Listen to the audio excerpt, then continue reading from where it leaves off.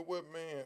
Do you think the music industry is the same with being pressured to make certain kind of music? Do you think, like, because I know when I was, when I had my deal, they wanted me to make a certain kind of music, and they wanted me to rap over all the Lil Jon shit. I actually went and met with Lil Jon, because, you know, people didn't know he was staying up in Hollywood at the time, and I listened to some beats, and all I kept hearing was the dun, dun, dun, dun, dun, dun, dun, or dun, dun, dun, dun, dun, dun, dun. It was the same thing, and I was like, man, we go pay $150,000 for that? I think at one time, and if you talking about our era still, I think at one time the majors started trying to influence what they wanted to, you know, fuck with.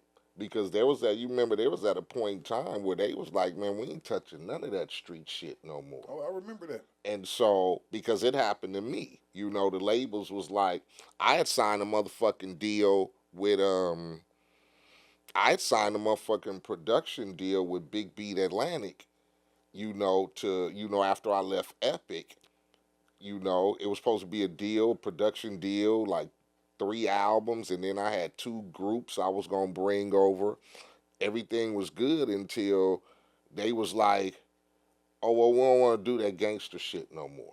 They wanted you to rap over Timberland beats and shit like that, huh? I mean, yeah, honestly, you know, we can get some Timberland beats, we can get some, you know, just, you know, not the, you know, that type of music that was turning at the point, you know, and I basically lost the deal because I refused to do shit like that, and then basically they didn't want to touch it, so it was either like you do this music or we don't want to do the deal. You get me? So I think at one point in time, it was influenced to do certain type of music, especially if they felt it was going to be lucrative. Right now, motherfucker, you do what the fuck you want to do. Niggas do all kind of music, and if it could get over, it get over. You know, I don't think there's too many influences by labels now, because let's face it, a lot of niggas are their own labels. And they do what the fuck they want to do, and then the majors come along and go, hey, let me give you a distribution deal or some shit like that. Yeah, I do think at one time, though, man, it went to be the opposite. You remember it was a brief period in the 90s to where it seemed like every label was coming out with a gangster rapper. Like it was just gangster rap. It was proliferated. With just, everybody was a thug then.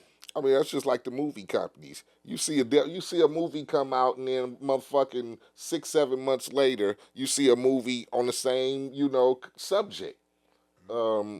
Labels was doing that shit. Motherfucker, oh, nigga, if you had you a Snoop Dogg, oh yeah, we gotta get us a Snoop Dogg. If you had you a MC Eiht, oh, we gotta get us an MC Eiht. If, you know, that was the mad rush when music was going around like that. Motherfuckers had to get them an imitation of what was next. They don't give a fuck.